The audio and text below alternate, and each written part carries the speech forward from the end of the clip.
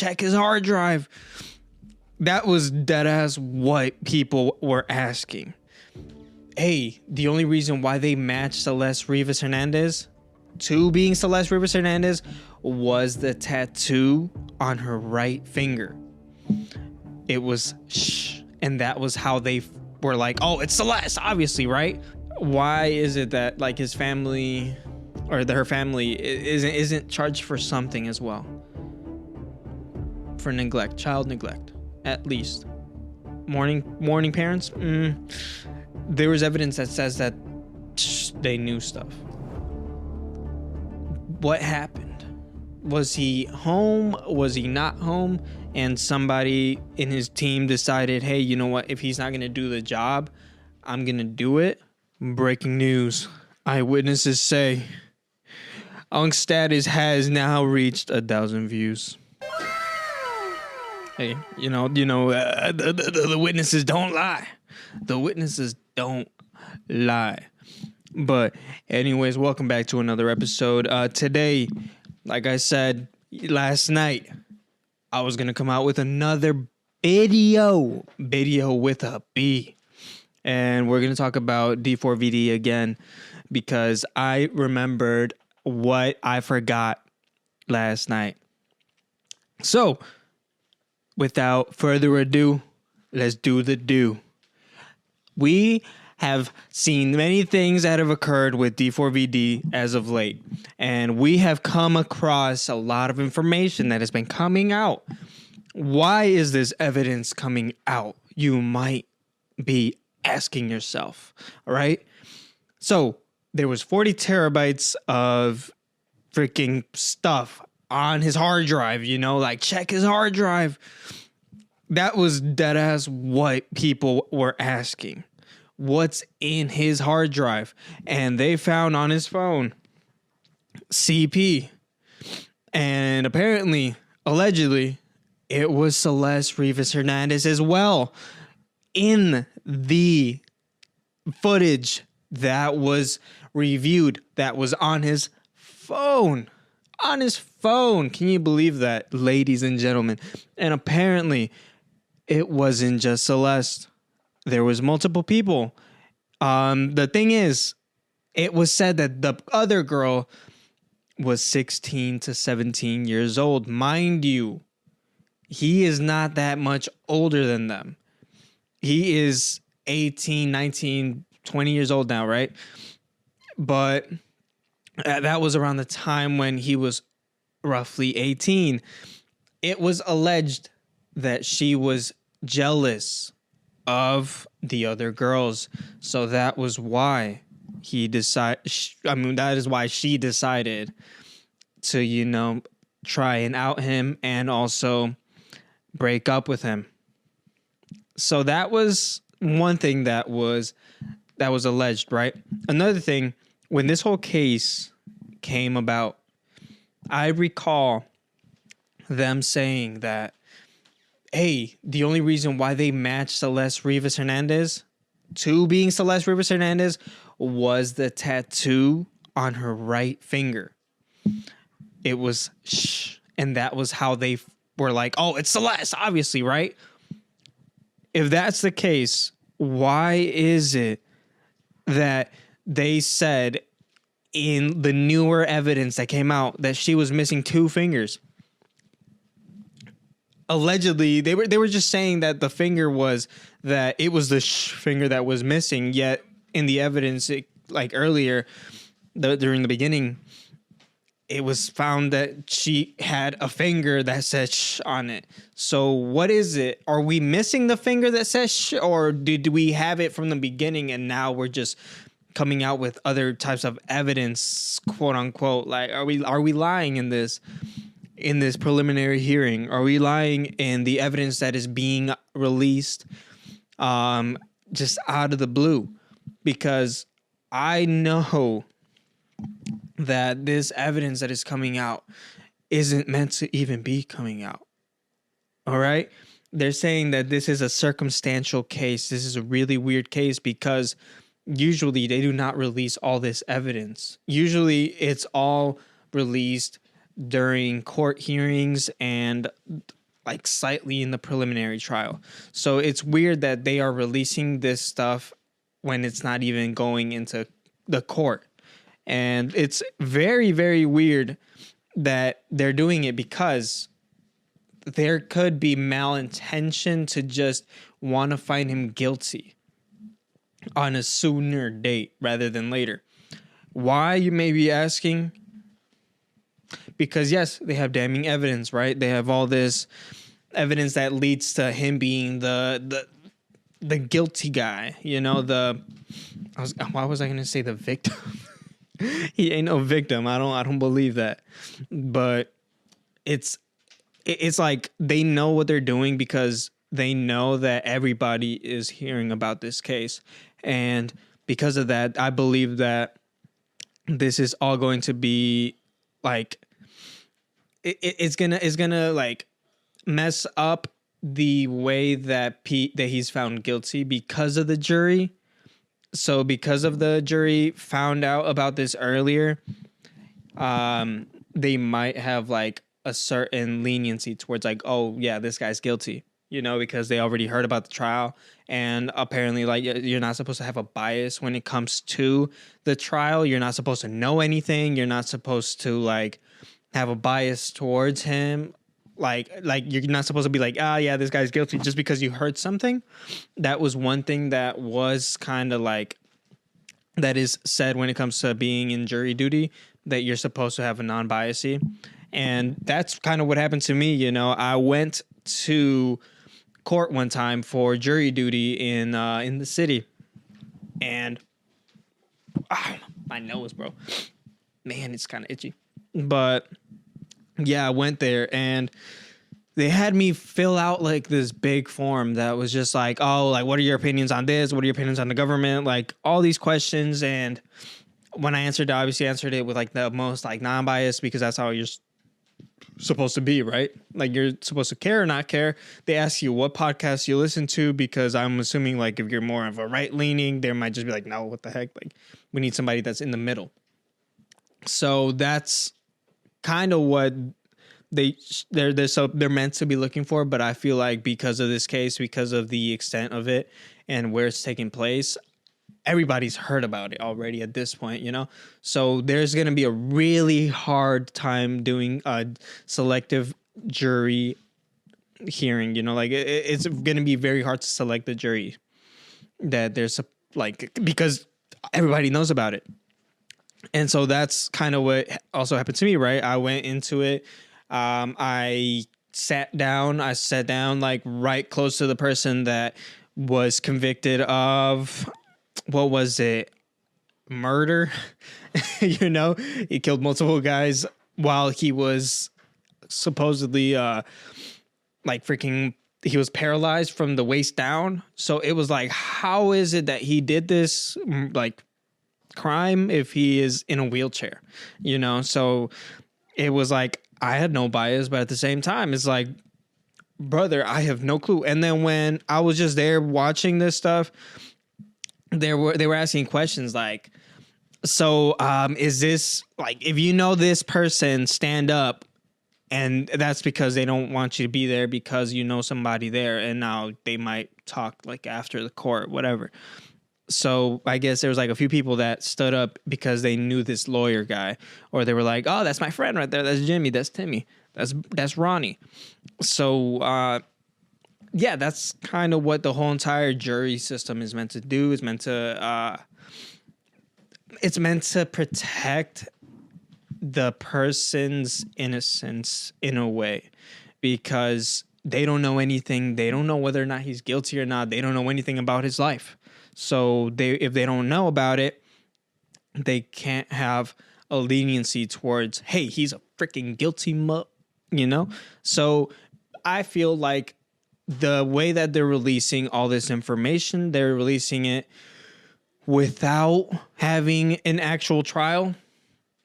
So that's leaning towards the leniency of the jury duty. The jury, you know, that they're just going to be like, yeah, this guy's guilty. So yeah, that's just my opinion on that.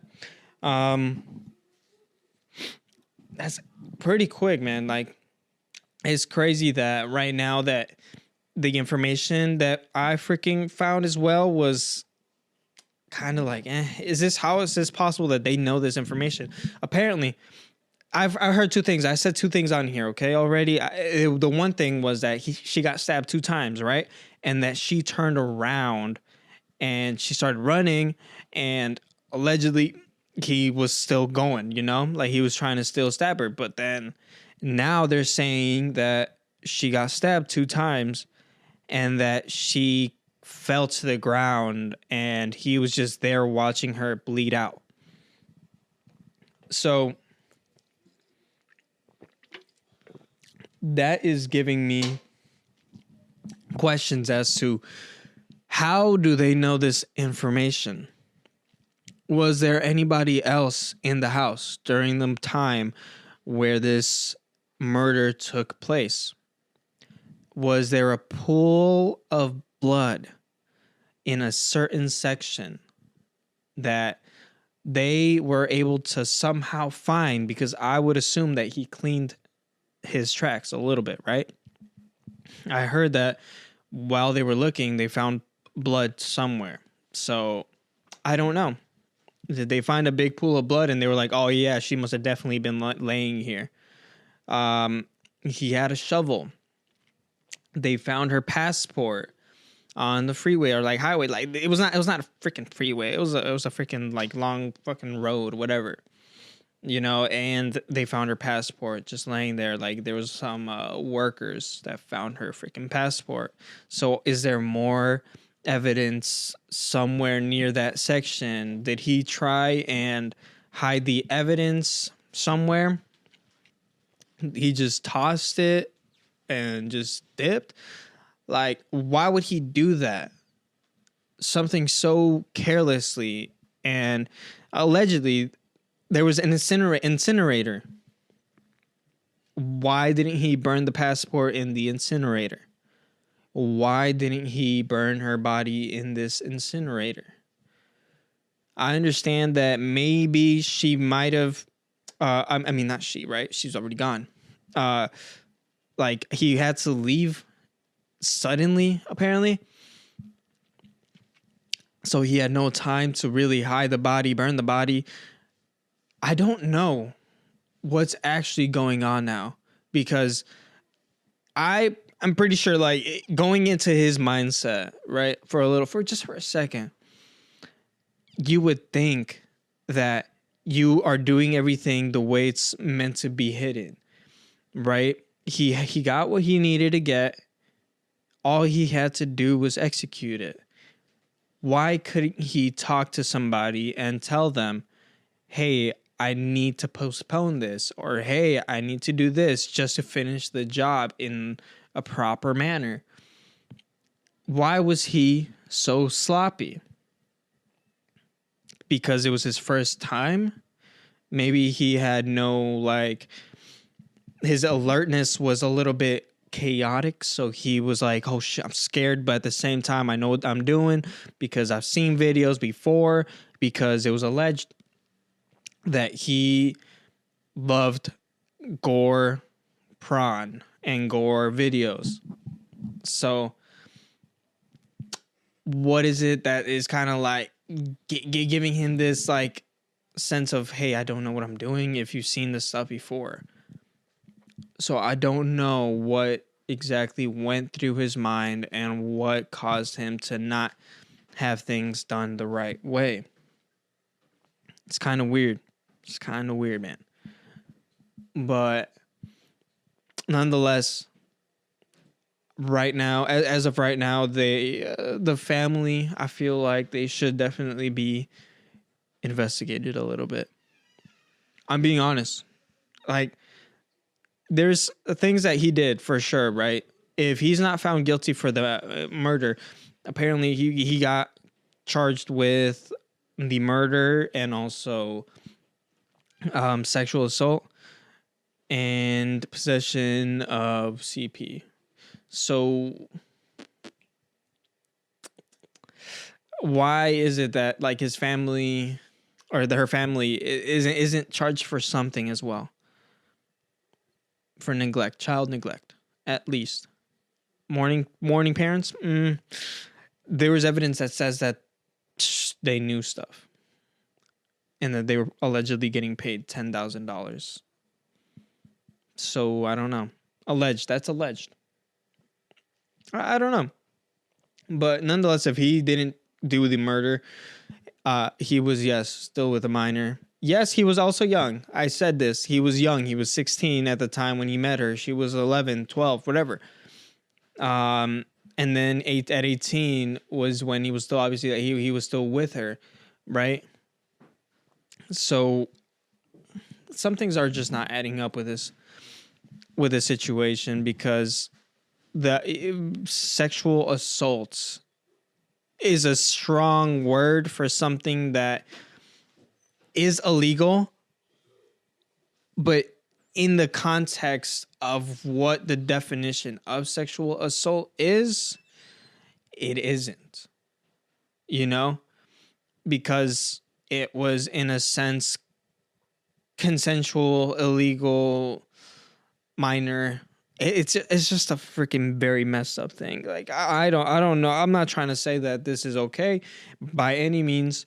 I'm just saying that in a logistics standpoint, was it sexual assault because it was consent? Not because it was consensual, but it was, yes, minor. I don't freaking know, man. Like, I don't know. And if it's something that, because of the message that he sent after the fact, what happened? Was he home? Was he not home? And somebody in his team decided, hey, you know what? If he's not going to do the job, I'm going to do it. And then, obviously, because I know that a lot of the times, I saw that this person named Togi, he gives his cards to his team so that they can pay for stuff, buy whatever, So is that something that maybe he did with one of his team and was like, hey, here, yeah, take my card, whatever. And then all of a sudden, they ordered all this stuff and they took care of the job? Or is it that when he went live with people in his house, they were saying that, hey, like, dude, this house stinks, bro. Like, what's going on? And he just says, well, bro, I just freaking took a massive dump. And, like, I took it earlier, so, like, it's probably still around. I don't know, man. I don't know what to believe at this point, bro. It's so hard. It's like he knows stuff. Did he try and hide after somebody else? Like, did he try to protect somebody? I don't know, bro. But I believe that he probably did it. I believe it. I'm not trying to defend him at all, dude. I'm just stating what I'm thinking in my head, because obviously if he's guilty, he's guilty, right? But I got to think and ask these questions that to me feel like they're very important, because it gets us a little bit more into the scope of his mind, or into a scope of everybody else around him, right? But yeah, I just wanted to talk about that. It was just a quick little thing, like, that's just something that is just going on around the world, bro, with this case specifically. And I don't know when the next trial is. Apparently it was May 1st, but I didn't really find anything important. It was kind of like it's the same evidence. Nothing new. Nothing really new in this case. But yeah, that happened. In other news, Spirit Airline is no more. I just found this out. So they came out with like a little news, and they said, like, hey, if you booked a flight with Spirit Airline, don't show up because you ain't flying nowhere today. But why, bro? I wanted something affordable. I wanted be able to fly to Hawaii for $100, bro. What's wrong, man? It's safe. It's safe enough. Why did they close down? Were they not profitable enough? I don't know. I don't know what happened. But that's really all the news. I don't have anything crazy. This is all that happened. And I hope that this channel continues to grow. I hope that the equality that you guys are receiving is improving, is better than it was before. I hope you guys like it. I hope that I continue to invest in this and that this whole entire team just starts to grow. Because, man, this was a dream of mine. This was something that I've been dreaming about since I was a child, bro. I freaking played Call of Duty for a living, you know? Like, it was something I loved. I enjoyed it. I recorded on my Xbox One. The second I got the Xbox One, man, I started recording my gameplay. And I started freaking posting it on YouTube to 10 people, to 20 people, man. I got up to like freaking 100, 200 views on that. That was impressive around the time when freaking we had a competition like FaZe. FaZe was massive. FaZe was freaking, dude, I wanted to be a part of FaZe, man. Fuck. So it's crazy that I've been wanting to do it. I've been on and off with YouTube, and I've been doing streams, TikTok here and there, you know, and honestly, the passion of mine has always been YouTube. YouTube is just always something that I've always wanted to really pursue, you know, because it's YouTube. It's something that as a kid, you hear about it and you go, damn, I want to have that YouTube money, man. I want to have that success that they're having, you know? So that's just to say, I think if I'm consistent with this, and I hope that I consistently stay that way, right? That this channel grows because I enjoy it. I love it. I would love to really show you guys what I can do with this, what I can create, what can happen when you put 1 and 2 together, where I can go, what freaking festival I end up at. And yeah, I hope you guys really just enjoy this new content that's coming out. And I think that I'm going to start doing just shorter videos for you guys. And I hope it succeeds in a way, right? But anyways, it's been your boy, Michael Cuevas. This has been Unk Status episode 57. 57, guys. But anyways, it's been nice. Subscribe, comment down below, and share this to anybody. All right? Peace out, guys.